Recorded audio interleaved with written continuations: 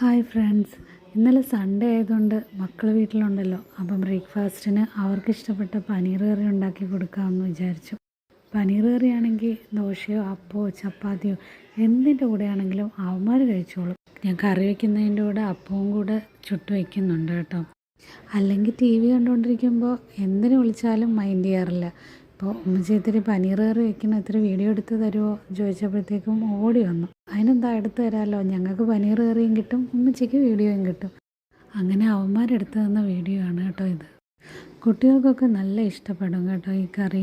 നല്ലൊരു ക്രീമി ടെക്സ്ചറാണ്, അധികം എരിവൊന്നും കാണില്ല. അതുകൊണ്ട് പിള്ളേർക്ക് നിറയെ കറി കൂട്ടി കഴിക്കാൻ പറ്റും. പിന്നെ പനീർ കുട്ടികൾക്ക് കൊടുക്കുന്നത് നല്ലതാണല്ലോ. അത് പനീർ നമ്മൾ വീട്ടിലുണ്ടാക്കി കൊടുക്കുന്നതാണ് ആരോഗ്യത്തിന് ഏറ്റവും നല്ലത്.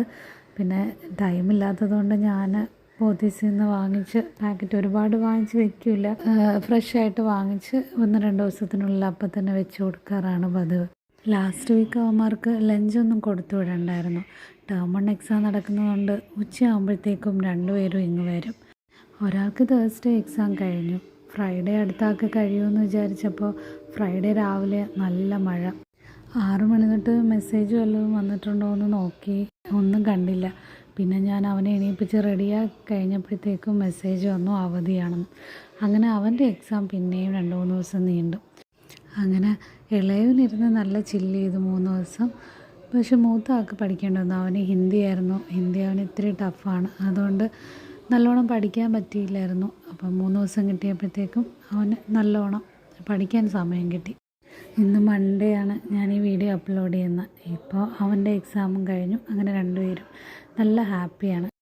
അപ്പോൾ ഇന്നത്തെ വിശേഷം ഇത്രയേ ഉള്ളൂ. ഇനി അടുത്ത വീഡിയോയിൽ കാണാം. എൻ്റെ വീഡിയോസൊക്കെ കണ്ടിട്ട് നിങ്ങൾക്ക് ഇഷ്ടമാണെന്നുണ്ടെങ്കിൽ ലൈക്ക് ചെയ്യാനും സബ്സ്ക്രൈബ് ചെയ്യാനും മറക്കല്ലേ. നിങ്ങളുടെ ഫ്രണ്ട്സിനൊക്കെ ഷെയർ ചെയ്തും കൊടുക്കണേ. പിന്നെ വീഡിയോസ് മുഴുവനായിട്ടും കാണാൻ ശ്രമിക്കണം. നിങ്ങളുടെ അഭിപ്രായങ്ങളെല്ലാം കമൻസിലൂടെ അറിയിക്കാനും മറക്കല്ലേ. അപ്പോൾ എല്ലാവർക്കും സുഖവും സന്തോഷവും നിറഞ്ഞൊരു ദിവസം നേരുന്നു.